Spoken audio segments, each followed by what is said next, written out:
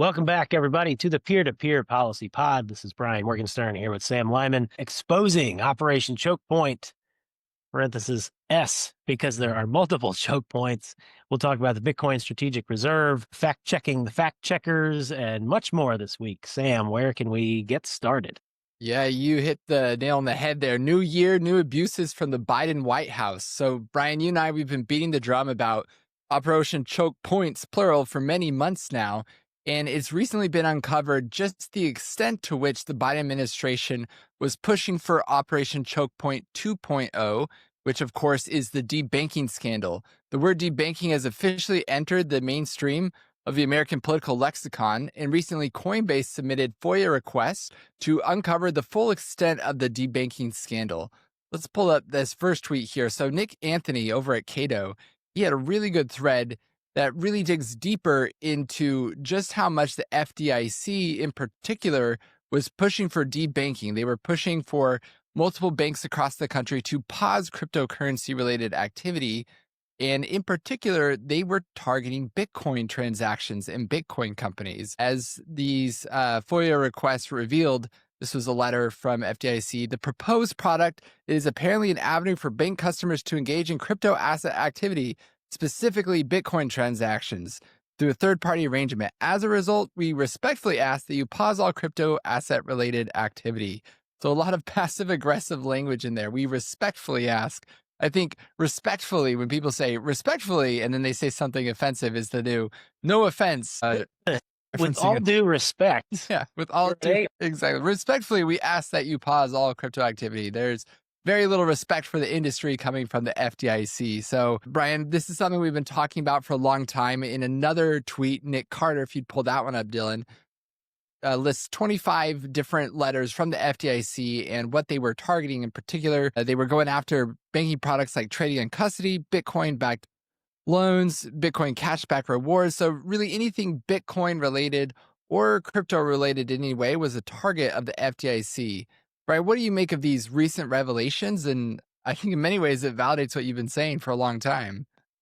Yeah, certainly. And this is not an issue that I'm unfamiliar with. We had to deal with this when I worked at the Treasury Department, and we had to work with industry representatives and regulators on a fair access to banking rule because this was going on for years, where companies that the regime viewed as politically disfavored were having their bank accounts closed due to political pressure. This, of course, put it in context. Throughout the COVID pandemic, people like Jay Bhattacharya were having their social media accounts throttled because people didn't like what he was saying, even though it was true. Closing the bank accounts of gun manufacturers, payday lenders. There were certain government contractors that had contracts with, for example, ICE, Immigration and Customs Enforcement, were facing pushes for debanking.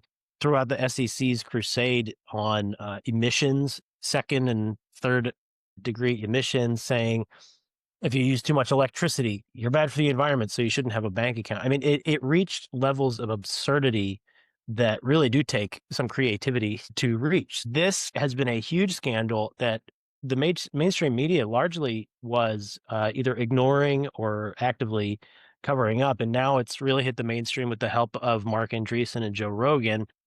But this has been something that I've been paying attention to and working on for many years. So it's kind of, I don't want to say it's gratifying to be proven right because it's such a scandal and it's so terrible for so many of these companies. But at least we're adding sunlight, disinfecting through sunlight.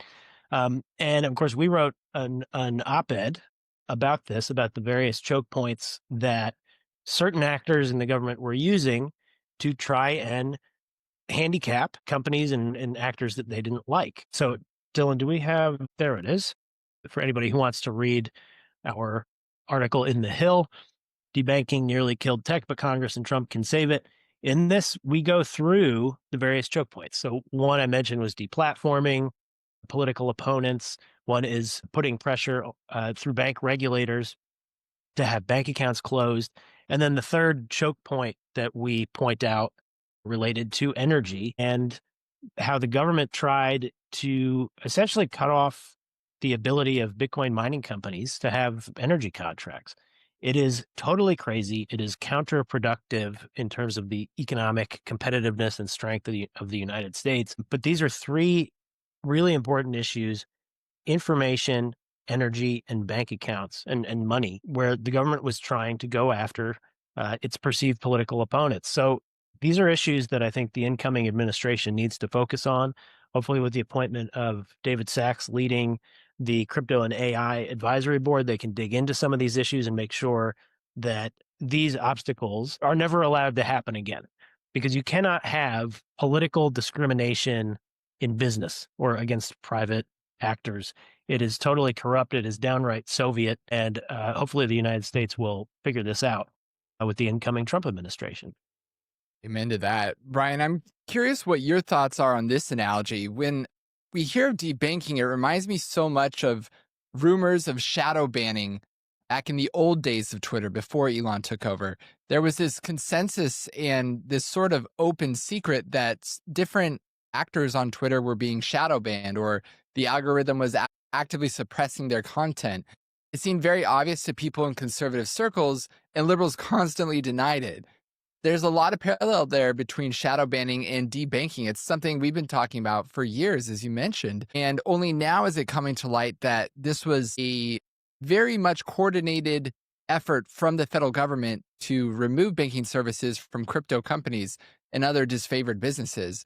So, as with Twitter, we had the Twitter files, which revealed just how deep the rabbit hole went when it came to shadow banning, when it came to the suppression of conservative voices. Do you think it should be a priority of the Trump administration to have something akin to the Twitter files? Let's call it the debanking files or the FDIC files. Do you think that we've just scratched the tip of the iceberg here, or do you think this is pretty much as bad as it gets and we won't see more than this? No, I think there's going to be further investigation of this. French Hill is the congressman who's soon to be the chairman of the House Financial Services Committee. He's already said that he wants to do an investigation into these issues. And I think we are going to find out more information, sort of parallel or akin to the Twitter files. And I think we're going to find a couple of things. I mean, one, through these lawsuits, Coinbase and others who have done yeoman's work have revealed that debanking was in fact happening, that they were targeting Bitcoin transactions, among other things. I think when they dig deeper, they will find more. I think they'll find evidence of corruption, of actual political discrimination. Though I'm sure there are certain people that are in the federal government at various regulatory agencies who were a little sloppy and explicit in the fact that they wanted to engage in political discrimination. And you may also find some, frankly, stupidity and some regulators who are not forward thinking, who just don't really get Bitcoin or crypto. And so they just didn't see the value of it, focusing on use cases and saying, well, what is it? What's the point of this anyway? Which is really just lazy and stupid. So I think we're going to find probably a little bit of both, some actual evidence of corruption, a little bit of which we've already seen. I think we'll see more. And I think we'll also combine that with just some ignorance that's really going to be startling, because the government shouldn't be in the business of deciding what has value and what doesn't. That should be for the market to decide. But we're going to find people who think that they are smarter than the private sector or that they're holier than thou. And I think you need that kind of sunlight disinfectant to frankly shame people who have been bad actors, to make sure that people don't want to repeat those mistakes in the future. So I think these investigations are necessary, and they will be very helpful for kind of right sizing the power of the federal government and ensuring that private industry can thrive in the US. And you mentioned right sizing the power of the federal government. In our op ed, we talk about the way that the federal government intervened to pick winners and losers in the private sector, which is one of the very definitions of fascism, the fusion of the state and corporations. And so we saw that most clearly in a Mark Andreessen clip recently, where he talks about a meeting he had with White House officials in which they told him that it's futile to do AI startups because the government plans to pick a few winners and losers in the AI space, and if needs be, to control it even further by banning entire fields of math. That just shows the severity of the censoriousness of the Biden administration. They were no holds barred. They were willing to ban math. They were willing to ban energy access. They were willing to ban our ability to receive information, to get banking services. In retrospect, no matter the nice, kind, gentlemanly facade that the Biden administration had, it was one of the most abusive presidential administrations in recent memory. And so, Brian, in our op ed, we talk a lot about just how much the Biden administration sought to censor and cut off access to critical services for industries like ours. And you mentioned that we really need to investigate just how much the administration was doing to hurt us and to hurt other industries as well. But beyond just uncovering the abuses of this past administration, what are some of the to do list items that David Sachs should look to on day one to get AI and crypto companies back on their feet? Well, there's a few things. I mean, for starters, energy is going to be the key to economic success in the future because AI and crypto are just two examples of how the US can lead the way and continue to be an economic powerhouse if our government allows it to do that. For example, we sued the administration and the energy department when it tried to create a Bitcoin miner registry and come after our energy contracts. I think the new administration should turn that on its head. I think it should use an office in the energy department for critical and emerging tech to really pair up energy producers and some of these new businesses in the economy of the future to show how Bitcoin miners, for example, can help monetize energy faster and get new energy projects off the ground. Because as President Trump frequently says, we need to dramatically increase the amount of electricity this country produces. Now, he promised at the Bitcoin conference that we're going to have so much electricity, we'll be saying, please, sir, no more electricity. We already have enough. I hope that's true. It's going to be a big project to get American energy where we need it to be so that these businesses can thrive. I think that is a very, very important one. Fair access to banking to address the debanking scandal. Now, there was a rule that the OCC, the Office of the Comptroller of the Currency, it's one of the three main prudential regulators, the bank regulators, the Fed, the OCC, and the FDIC. They had all put out a joint statement under the Biden administration saying that digital asset businesses caused problems for the safety and soundness of the financial system with really no evidence, nothing to back it up. But that scared financial institutions into cutting off bank accounts. That's just one piece of the debanking scandal. So I think reinstituting a fair access to banking rule, there's something that can be done by legislation. There's been discussions on the Hill of a safer banking act that often applies to, for example, cannabis businesses, where if they're not allowed to have a bank account, then they're doing business in cash. And that is in totally only cash, which you don't want businesses with, sacks full of millions of dollars. It makes them open to robberies and theft and makes the financial transactions, less transparent actually to a fault. So I think that there could be legislation in addition to a rulemaking on that. I think we've seen some correction with just in the private sector with Elon Musk buying Twitter, exposing the Twitter files. I think you're now seeing some corrections with other social media platforms. Zuck at Meta came out and said that he's going to stop the fact checking by some partisan fact checkers and actually engage community notes the way X does. I think that'll go a long way to stopping the censorship of big tech. Senator Cruz also announced that there's going to be investigations in Congress regarding political censorship. So we'll see how that plays out. So there's a number of things to do.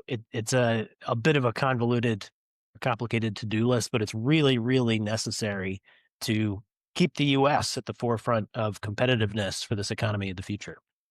Yeah, there's a lot to do. David Sachs will have his hands full. He's also joined by Bo Hines, of course, who will be executive director of the Crypto Council. And between the two of them, I'm confident that we can get both AI and crypto back on their feet. So, in the last couple of weeks, we've seen the dominoes really start to fall for the anti crypto army. Just to refresh people's memory, it wasn't that long ago, a little over a year, that Elizabeth Warren really took aim at the industry and rallied a huge chunk of Congress, about 20% of Congress, to send a letter to the White House, encouraging the White House to target the crypto industry even more so than they already have. But fortunes have shifted so significantly in the last year that we're about to welcome the most pro-crypto president, perhaps really the first pro-crypto president in American history, with the inauguration of Donald Trump. And a lot of people in the current Biden administration are reading the tea leaves. recognizing that they won't be welcome in the next administration. And so they are resigning en masse. So, of course, we had Marty Greenberg, the head of the FDIC, who orchestrated that hit against crypto with Operation Choke Point 2.0 and debanking. He actually resigned a few months ago after it was exposed that he'd created a toxic workplace at the FDIC. So I think the corruption there goes deep. So Marty Greenberg is gone. Of course, we know that SEC Chair Gary Gensler is planning to resign as well. And even better news, we know that Michael Barr, the vice chair for supervision at the Fed, has also announced his resignation. Ellie Terra over at Fox News, she has the scoop on that one. And so he is a Warren acolyte, Michael Barr. And this was news that was received with huge applause in the crypto industry and among Bitcoin holders across the country. And can you unpack this one for us? Why is the resignation of Michael Barr so significant? He was largely viewed as sort of an anti-crypto actor, wanted to, I'll use big air quotes, protect banks that he supervised from the dangers of the digital asset industry. So he really was discriminatory against legal businesses. The statement I mentioned was jointly put out by the OCC, the Fed, the supervisory arm of the Fed, which Michael Barr led, and the FDIC with Marty Gruenberg. Now, Gruenberg was part of Operation Choke Point 1.0 during the Obama administration, where they went after legal businesses. They continued that and kind of expanded the scope to crypto or Bitcoin businesses during the Biden administration. So Gruenberg out is great. Michael Barr was certainly an accomplice in that effort. So him leaving is great. I would expect there to be turnover at the OCC as well, since typically an incoming Treasury Secretary and presidential administration will make changes at the OCC as well. So I think we're going to see wholesale change in the prudential regulators, which is absolutely needed. We need more forward-thinking people who are willing to do things like regulatory sandboxes or simply step back. If a business is legal and it's a successful business, they're not posing threats to any banks. So these regulators need to get back into their lane, and hopefully we'll maybe have some legislation that circumscribes their authority. And with a wholesale change in the personnel, we always say personnel is policy at these regulators. I think we're going to have a much more fair and forward-leaning regulatory apparatus for the Trump administration. So really, really good news. Glad to see all of these things changing hands. In addition to those, of course, you mentioned Gensler leaving the SEC. Paul Atkins is the new nominee. He has been on the advisory board for the Digital Chamber and working on digital asset issues for a long time. I think he has the right view of capital markets and securities regulation. And Ross Benham, the chair of the CFTC, also announced that he's leaving. So Trump will have an opportunity to appoint a new CFTC chair as well. That's the Commodities Futures Trading Commission, which regulates commodities. Bitcoin is largely viewed as a commodity, so there could be some impact there in a positive way. So it's a new day in America, and as Trump says, hopefully we're seeing the beginning of a new golden age, particularly with digital assets and AI and some of these more, like I said, the economy of the future. It needs to thrive in America, and to do that, we need to have a government that is going to foster innovation and competitiveness. Yeah, fingers crossed on that one. And we want to shout out congressmen like Zach Nunn, who were exposing the abuses of people like Marty Gruenberg, Gary Gensler, Michael Barr for many months before these things really became, before they caught the attention of the public itself. Let's play a clip from Zach Nunn in which he exposes some of these abuses. You've all engaged in an anti-crypto crusade during your time here, and I think it has sent a chilling factor to many institutions, particularly our digital assets and innovation, that they can't do business here in the United States. Do you each recognize that you have been a primary indicator in why over the past 4 years we've seen 14% of the industry leave the United States at a loss of more than $3 billion? Would you each accept some culpability in that? Your non-answer is answer enough for many of us here. The next generation of fintech may very well be in Singapore or the United Kingdom, because you have helped make the United States a second-tier place for digital assets and innovation to find home. And that is disappointing.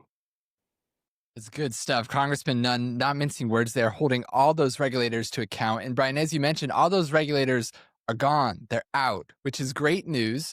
My one concern, though, is that just because the heads of the agencies are leaving doesn't necessarily mean that the bureaucrats who are staffing those principals are leaving themselves. So, this last week, we saw a really interesting thread from someone you know well from the last administration, Joshua Steinman, in which he warns that at the National Security Council, there was a risk of the NSC being snowed. It's slang in DC to say that the council was at risk of having holdovers from the previous administration that would continue to execute the will of the predecessor, that would continue to undermine Trump at every point and to do everything they can to enact the agenda of the Biden administration. So, Mike Waltz, the incoming NSC advisor, he was very keen to say that on day one, we are going to root out the deep state from the NSC. I think a lot of those financial regulatory agencies, they run the same risk. We have Bloomberg leaving, Gensler leaving, Michael Barr leaving as vice chair of supervision for the Fed. But at the same time, those could be symbolic exits. My worry is that there could be regulators still at those agencies that will continue to push for, in subtle ways, regulations that hurt the cryptocurrency industry. Brian, I'm curious, are you worried about that as well? And if so, how can we prevent that from happening? Yeah, it's a good question. I mean, and with respect to the NSC, one of the famous examples of sort of the deep state was, Vindman at the NSC being a detailee ended up leaking the transcript of the call with the president of Ukraine, which led to an impeachment. It was absolute insubordination and leaking classified information like a call with a foreign leader. I mean, he was in the military at the time. He should be court-martialed for that. And instead, he was held up as a hero by the media. I think the environment's a little different now in that the media has less power to prop up bureaucrats and put them on the same level as the cabinet secretary and saying, well, the department says that the secretary can't do what the secretary wants to do, and therefore it's corruption or something. I mean, there were leaks and stories like that constantly in the first Trump administration. So it's going to take really strong leadership at these agencies to disempower the people who want to subvert the agenda. And it's going to take aggressive pushback publicly when these leaks and efforts to subvert end up coming to light. I think they know a lot more now than they did 4 years ago. So I'm hopeful that the incoming administration this time is going to build on the lessons it learned to really take control of these agencies. Another issue was the first Trump administration was a little slow to staff up. They wanted to streamline government and be fiscally responsible, so they didn't fill a lot of political positions. But what happens when you don't do that is you have acting people leading certain offices, and they become kind of director level or acting deputy assistant secretaries and things like that. And so they end up just kind of running amok if they don't have any politically accountable supervision. So I think this time around, President Trump hopefully will fill all the political slots so that in some offices, the order is going to be pencils down. Stop working on what you've been working on because it's going to hurt competition for the United States. So I think that hopefully we're in a new day now where they can build on the lessons of the last administration and actually keep the bureaucrats in check. And, we'll see what Doge has to do about slimming down the federal government. I think that RFK Jr. and others have said, well, if there are people in positions who are perhaps difficult to fire because of civil service rules or other things, the one thing that Democrats do quite effectively that Republicans seldom do is to tell people, well, all right, you can stay in your position because I can't really fire you, but your new position has been relocated to Siberia if you really want to keep your job.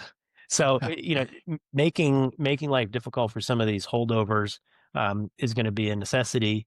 And again, it's something that other administrations have done. It's just Republicans haven't really wised to the game quite yet, but I'm hopeful that they will this time around because a democratically elected president should be able to execute his agenda. That's not a partisan statement.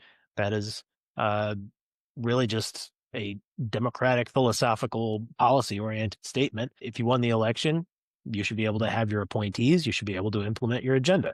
So hopefully the new Trump administration will really seize control of the government and make sure that its policies are put in place and that any efforts to subvert that effort or that to subvert the president's agenda will be rooted out forthwith and they can really hit the ground running.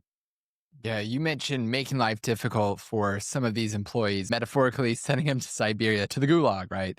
So I think what the irony and something that shows just how plush and cushy our federal employees have it is that one of the ways to make life difficult for them is by merely requiring them to come into work. A study recently showed that I think less than 5% of the federal workforce is actually going into work in DC every day. After COVID, remote work became so popular among our federal bureaucrats that many of them seized on that opportunity. And even after COVID, DC still isn't the same. There's not the same vibrancy there that there used to be, in large part because federal employees aren't even coming into work. In the private sector, one of the ways to cull the workforce or to root out underperforming workers is to simply require them to come into work again. I think DOGE will be really effective in just mandating that federal employees return to work, return to office. We'll see how many of these federal bureaucrats that alone roots out. Will be really interesting to see over the coming months. And Brian, I'm hopeful as well that we will be able to get to the bottom of this, both in exposing the corruption of Operation Choke Points, as well as ensuring that these things don't happen again. And so, as you also mentioned, it feels like a new age of government. It's also a new age of Bitcoin. It seems like Bitcoin has entered the mainstream in a global sense. You're starting to see countries outside the United States wake up to the importance of Bitcoin as a digital commodity. One of those countries that comes to mind first is Ethiopia. So, this was breaking news that we saw revealed on Twitter this last week. Ethiopia, in the last 10 months, has actually mined $55 million in Bitcoin. Dylan, if you could pull up that tweet, I want to talk for a second about how Ethiopia and other countries in Africa are recognizing that Bitcoin is actually a way to bootstrap electrification, to bootstrap the ability to get power to areas that otherwise wouldn't have it. So, not many people know that 43% of Africa's population, or about 600 million people, don't have access to electricity. That boggles the mind when you really think about it. That's hundreds of millions of people who can't turn on the lights like you and I can every day. Bitcoin is actually solving this problem because it's making it economically viable for new energy projects to scale up and distribute power to places that otherwise wouldn't have it. Why is that? It's because Bitcoin solves the problem of stranded energy. That is energy that wouldn't be used otherwise. So a lot of these grids have difficulties making an economically viable business model because people don't need power that often. They really only need it early in the morning and at night. And unless you can have a constant power demand, it's hard for these power grids to get off the ground. But Bitcoin makes that possible because during those times of the day or hours of the night when people don't need electricity, the Bitcoin network always needs electricity. So Ethiopia is waking up to this. They're monetizing the Bitcoin network in really unique and novel ways that other countries, I believe, will follow that example, and it will lead to the electrification of Africa itself. Another really interesting example, interestingly, is out of Europe. Europe seems to be the regulator in chief of the world. If the United States historically has been the world's policeman, then Europe is the world's hall monitor. But we know that there are some people in Europe who recognize the utility of Bitcoin. One of those people is Sarah Knafo. She's a prominent French politician, and she gave a fantastic speech before the European Parliament just a couple of weeks ago on the subject of Bitcoin. Dylan, do you mind rolling that tape? The whole world is now getting ready to take advantage of this revolution in decentralized finance. Donald Trump is going to create a strategic reserve of Bitcoin for the United States. Jerome Powell, the chairman of the U.S. Federal Reserve, is now talking about digital gold. Bitcoin is skyrocketing. And what about the European Union? What is the European Union doing? It's squandering our money on unbelievable waste. It continues to accumulate tragically inflationary deficits. It insists on regulating, taxing, and holding back. It's time. There you go. People across the Atlantic starting to become orange-pilled and holding the European Parliament to account and the European Central Bank and talking about how inflationary deficits are hurting not only the United States, but countries across the world. Everybody's feeling the pinch that comes from inflation. So, Brian, this is fascinating. Ethiopia, France, and then lest we forget the United States itself. Donald Trump is going to be inaugurated in just several days here, and he's talked extensively about the possibility of creating a strategic Bitcoin reserve. My question is, do you think that that strategic Bitcoin reserve will really happen in the first year of the Trump presidency? And what role do you see Bitcoin playing on the global stage over the next decade? Well, I'm very hopeful that it will happen quickly. The president did make that promise at the Bitcoin conference in Nashville this year. He does like to hold events where he says promises made, promises kept. So I am very, very optimistic that it remains on the agenda and that it's going to happen. I think Bitcoin's so important because it is a capped supply. There will only be 21 million Bitcoin. It is similar to gold in several respects because it is a commodity. It is sort of the digital version of a precious metal, and it can be a hedge against inflation, particularly when the issue here is governments deficit spending and printing money they don't have, which then every new dollar devalues existing dollars and decreases the spending power of its population. So if the United States and other countries have these strategic Bitcoin reserves, it's going to do a couple of things. One, it's really going to strengthen the ideals of Bitcoin, of hard money, and it's going to present this sort of not a competition necessarily to the dollar, but a way to strengthen the dollar because the US will have this hard asset that's going to appreciate. And it's going to present a stark contrast with the way the dollar and other currencies have been managed. And I think that's going to create a really helpful dichotomy that will hopefully lead to more fiscal and monetary responsibility. We've seen other foreign leaders, including the world's villain, Vladimir Putin, saying he can't control Bitcoin and these digital assets and new technologies are things that people really need to embrace. Now, I didn't have agreeing with Putin on anything on my bingo card, but he seems to understand it better than certain US politicians, which is really saying something. I think with that revelation, you may see BRICS countries pursuing Bitcoin strategies, and that really does put more pressure on the U.S. to pursue it. Because if the U.S. wants to have a competitive landscape and a competitive position in world monetary policy, I think it should get into the business of a Bitcoin strategic reserve, and I think it should foster more Bitcoin mining in the United States. Bitcoin mining not only is the process where new Bitcoin are entered into circulation, it's also the process that verifies transactions on the network. And so I think that in order for the US to have influence in this new ecosystem in the economy of the future, it needs to be involved in holding Bitcoin and mining Bitcoin. And I think President Trump recognizes that. You just showed a politician who explained it very eloquently in Europe. And again, even our adversaries seem to be waking up to this new reality. So I think it's going to make the world better, more stable, hopefully less inflationary. And that's going to be good for humanity, for Americans and Europeans and Asians and Africans and everyone alike. It's going to make the world hopefully a more stable and economically free and secure place. Yeah, I believe the same. There are a lot of people out there, critics of the strategic Bitcoin reserve, who say that accumulating Bitcoin signals a loss of faith in the US dollar. It's something that will ultimately weaken the US dollar. I strongly disagree with that. By that same logic, we shouldn't hold gold as a reserve asset either.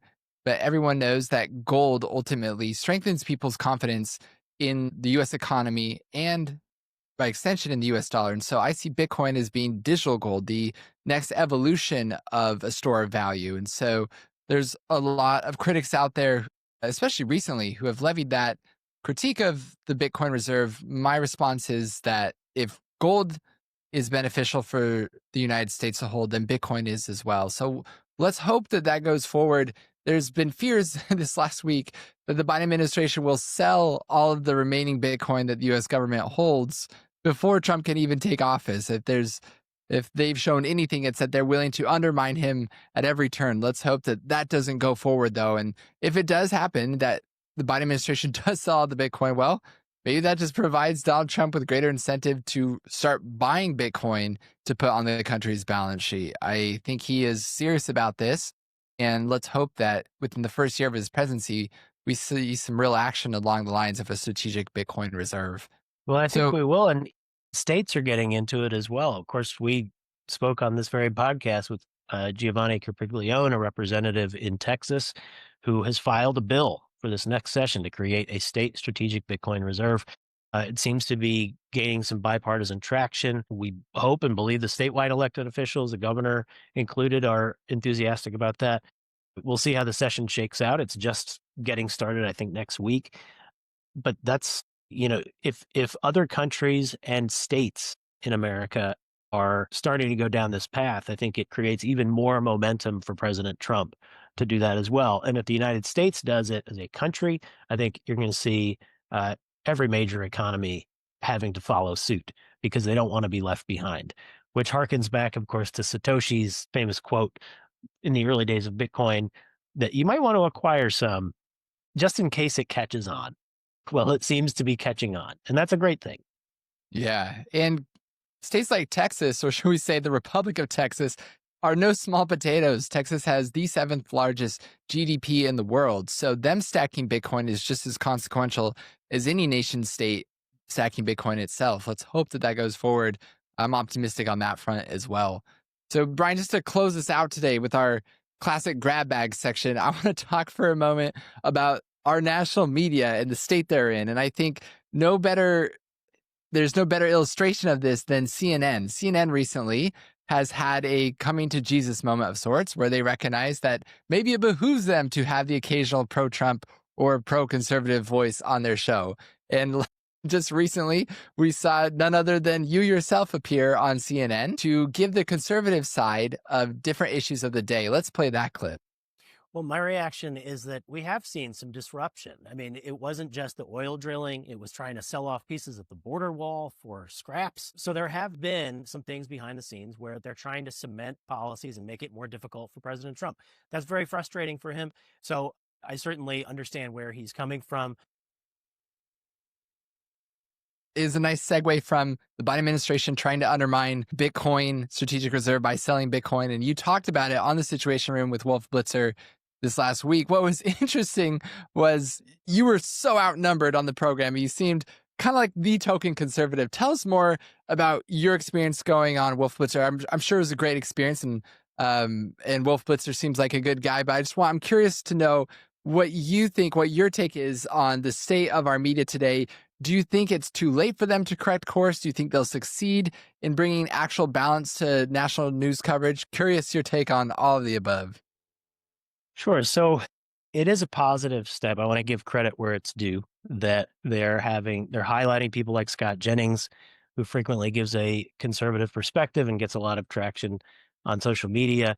They invited me on the show to give the Trump perspective on a variety of issues. I think where there is still room for vast room for improvement is in how they frame things. So the way they teed up that story about the transition was basically that, well, they took it as a given that President Biden was ensuring a very smooth transition, and they're basing that on window dressing, on statements Biden has made that he's ensuring a smooth transition. Well, look under the hood for a second, and I was really the only one on that panel doing it, so I was outnumbered 4-1. So it wasn't really a fair fight. At least they gave me a chance to talk. I was able to point out that, for example, Biden was trying to sell off pieces of the border wall to hinder Trump's immigration agenda.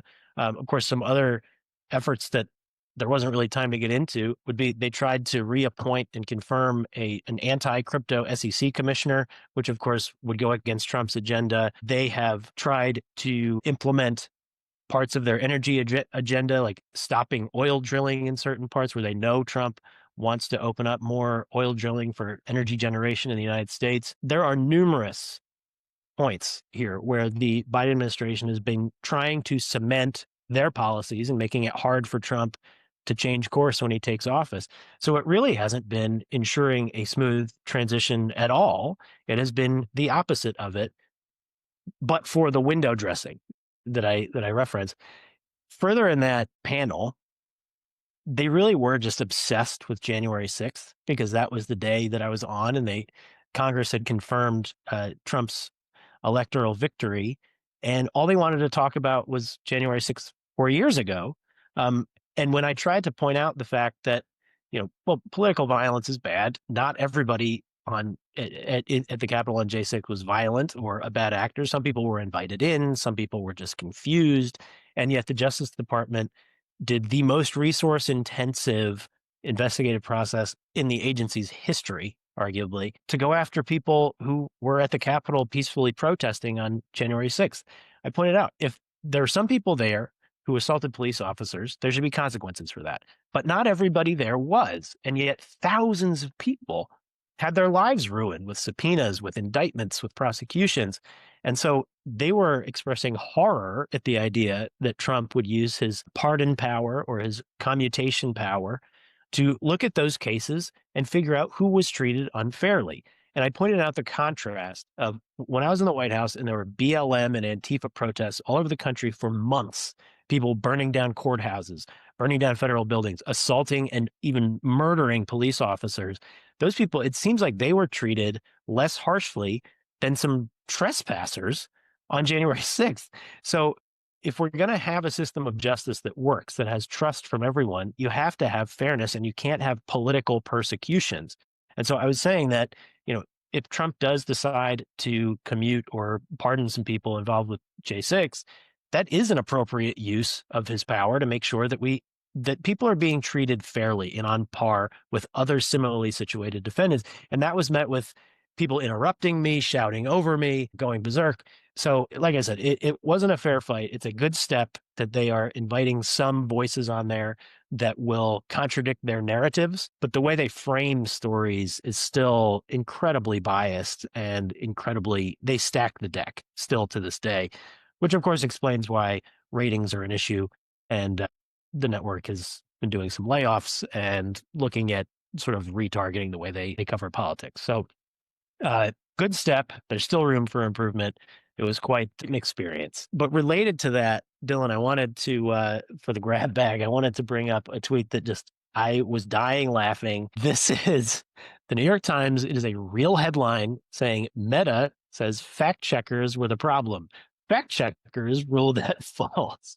And Kyle Mann from the Babylon Bee, of course, hilariously tweeted, "I'd like to offer whoever wrote this headline at the New York Times a job at the Babylon Bee because the lack of self-awareness is breathtaking." Meta announced earlier this week that it is going to stop the fact-checking apparatus that it's using. It's going to shift moderators from California to Texas to try to get rid of some of the bias on the platform. It's going to use community notes the way X does so that Vox Populi, the voice of the people, can help to suss out the actual truth. I think that's a very good thing because I wanted to go down a little bit of memory lane with fact checkers. And I just did a quick Google search and came up with some of the greatest, worst fact checks out there just in recent memory, just very recent memory. We had the Washington Post's Glenn Kessler, famous for his Pinocchio rating system, declared the COVID lab leak theory fringe and said that Ted Cruz was against facts and science, declaring that COVID may have come from a lab when we all know now that is a highly likely scenario to have occurred. He gave 3 Pinocchios, Glenn Kessler did, to a Trump super PAC that pointed out Kamala Harris raised money for rioters during the 2020 Summer of Love BLM Antifa riots. And there's a tweet that's still up there from Kamala Harris, putting up the link to donate to bail people out of jail. So that was ridiculous. PolitiFact tried to fact check the Babylon Bee for a joke when Pete Buttigieg had given that bizarre press conference, the Secretary of Transportation, talking about racist bridges. And so the Babylon Bee said that a cargo ship full of building materials was helping to dismantle racism, which of course was a joke, and they fact checked it just beyond parody. Snopes, one of the venerated fact checkers of our day, claimed that Joe Biden, when he visited an industrial site, the criticism of Biden was that he didn't know how to wear a hard hat because he put it on backwards. And anybody who's worn a hard hat, we have worn hard hats when we go to our sites for Bitcoin mining. There's a buckle and like a mesh segment that you put over your head and it secures the helmet in the back. And then the bill is in the front. And he was wearing it backwards, obviously. And Snopes claimed that he didn't wear it backward. I mean, it was just like night and day ridiculous. PolitiFact rated J.D. Vance's statement in the vice presidential debate on immigration increasing housing prices as mostly false. And then in their explanation for why it was mostly false, said almost to the word what JD Vance said, which Oh my was if you gosh. have scarce housing supply and you're importing millions of immigrants, that will obviously increase the supply because supply and demand is economics 101. And yet they rated that mostly false. This is to say nothing of some of the incredible media lies and scandals like Russiagate, claiming Trump was a Russian spy, which we know was complete nonsense. The fact that Trump allegedly called I think it was World War One veterans at a cemetery in Europe, suckers and losers. Of course, when I was at the White House, released, I think it was the 27th eyewitness statement from that day saying he never said that. Where are the fact checks on that? We had the Charlottesville hoax, where he said very fine people on both sides. And I'm not talking about Nazis and white supremacists. They should be condemned. Of course, they always cut out that second part. Where's the fact check on that? So these fact checkers have beclowned themselves. And that's why community notes is a better way to go, because you can crowdsource good information and get to the truth. So I think it dovetails with the CNN segment. Again, they're taking a step in the right direction, and I want to give them credit for that. But the way they frame these stories is still just absurd. It is the anti-Trump media, and hopefully they'll get to a place where they're just being fair. I don't think Trump is asking for unfair, favorable coverage. He's just asking for fact-based, fair coverage. So I think with getting the partisan ideological fact checkers out of the way, hopefully a world where stories are framed more neutrally, we will have a more healthy democracy in America. I'm not super optimistic that it's going to be perfect. I'm just hopeful that it'll be a little bit better this time around, because the open hostility was ridiculous and led to where we are now with plummeting trust in our media apparatus. So competition is a good thing. Thank you to Elon Musk for buying Twitter, renaming it X, instituting community notes, and now Meta following suit. I think this is a very good trend for everybody. So we'll see what happens. That was a long rant. Thank you for putting up with it. But yeah, anything else we need to discuss? Well, bravo. That was a great rant. And this just in, Dylan says he has a picture of Biden in the hard hat. Yeah, that is obviously backwards. Oh, man, that's great. I've never seen that before. I don't know how he didn't recognize that. Lunch Bucket Joe doesn't even know how to wear a right champion of the blue collar class, supposedly. Doesn't even know. That's hilarious. And nobody told him. Yeah. Wouldn't you say, sir, it's on backwards Yeah. before we take the picture? Nope. Maybe they thought it was a style choice. That's right up there with him wearing the MAGA hat. I love it. Yeah. Brian, what you said checks out with a thread I saw from Matt Taibbi this morning. You mentioned the framing issue at CNN and how even though they have conservatives like you on, they still don't know how to break their own frame. And what Matt Taibbi was saying this morning is that these so-called fact checkers are not checking facts, they're checking narratives. So any violation of the narrative, they'll call out, disregarding the facts altogether. And like you said, they've beclowned themselves. There's a reason that Mark Zuckerberg is ditching them. And it's not just because Donald Trump is the president now and he's supposedly trying to curry favor with Trump. It's that he recognizes that epistemic integrity requires a system outside of fact checkers. Fact checkers have revealed themselves to be so clearly biased, and Community Notes gives equal opportunity for people from both sides of the political spectrum to put forward the facts and to let the people decide for themselves. Like you said, vox populi, vox dei. So I too am very optimistic about not only the future of our country, but the future of media. The old legacy media either has to reform themselves or die because they can't compete with the global crowdsourced hive mind that is social media today, that is Twitter, or I guess X as we call it now. You just can't keep up with this, and you need to find new ways of innovating, new ways of verifying facts that break us away from the secular clerisy that legacy media has become. These are and have been the gatekeepers of supposed truth, the gatekeepers of what information we're allowed to see. That business model does not work anymore. I think we're in a media age right now that is parallel to the Reformation in Christianity, where you no longer, during the Reformation, it wasn't that Rome had a monopoly over what people could learn, what they could read, and what they could perceive as truth. Because of the printing press, you had a lot of competitors. And I think Twitter is the printing press of our day. It's allowing people to judge for themselves what is fact and what is not. And it's allowing them to search out the information for themselves to verify those claims and to see if they really do hold up to reality, if they really are facts. So I too am optimistic about the future. It really does seem like morning in America again. And yeah, what are we at today? Today's the 10th, so I guess just 10 days away from the inauguration. Yeah, and just picking up on that, a few examples of the kind of framing we're talking about, and all it takes from media actors is to think a step or two down the road. Look, when I worked for the Treasury Secretary and the President, and we were going to come out with some new policy or announcement, we would think, all right, well, what will critics say? What will supporters say? How can we refine this? How can we incorporate necessary contexts? And to date, they still are not doing that, which again, hope springs eternal. But just a few examples of framing from recent years. During COVID, I recall doing a presser with Scott Atlas at the White House and others talking about Jay Bhattacharya's Great Barrington Declaration, which basically said the lockdowns that are putting people out of work, that are preventing people from going to the doctor, that are keeping kids from socializing, there are all these ancillary costs, which could be worse than potentially getting COVID. And that was, Trump's point when he kept saying the cure can't be worse than the disease.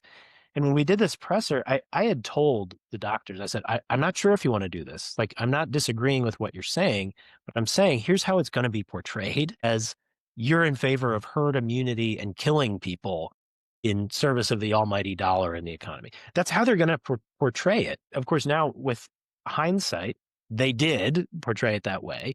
And it took years to finally get the narrative to catch up to the facts on the ground, which is that people didn't want to be put out of work or out of school. They also believed in protecting the vulnerable. But the framing, which I knew was going to be so hostile, in fact was, and it took years to correct. Another is, on that CNN panel, when I talked about the summer of love and the protests and people being treated disproportionately, one of my fellow panelists jumped right in and said, well, BLM was protesting for racial justice, which ... Think about what was happening at that time.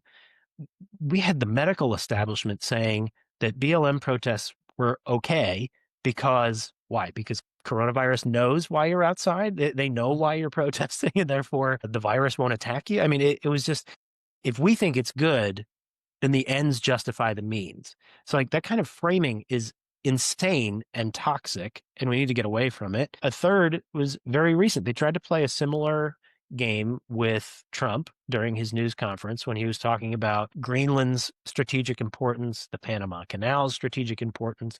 And they said, well, would you use military or economic coercion to accomplish these goals? And he said, I'm not going to take options off the table. In essence, I'm not going to negotiate with myself.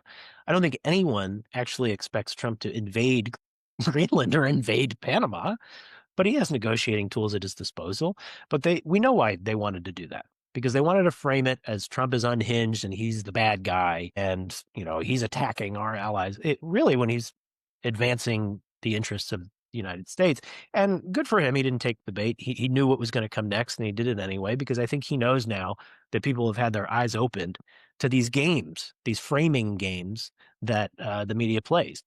So with their power being sucked away, I was just reading Axios this morning where it's another screed about how nobody trusts the media anymore, and that's bad for blah, blah, blah. The media has earned every ounce of distrust that it has received. It has a chance to rehabilitate itself.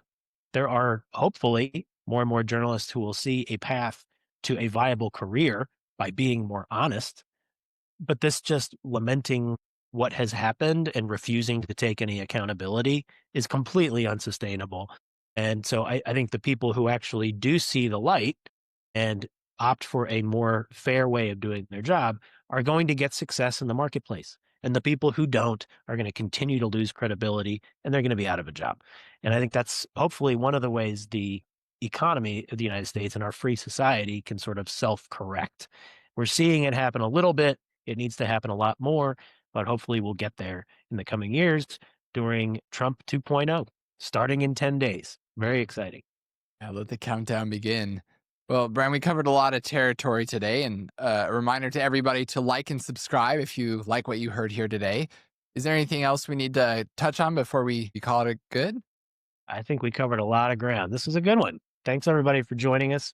And Sam, we got to post our clips on Twitter with a link to the episode, and we got to put them in some of the relevant communities on Twitter, Right. which I am just learning to do because I am old and a Luddite. But we'll get better every week.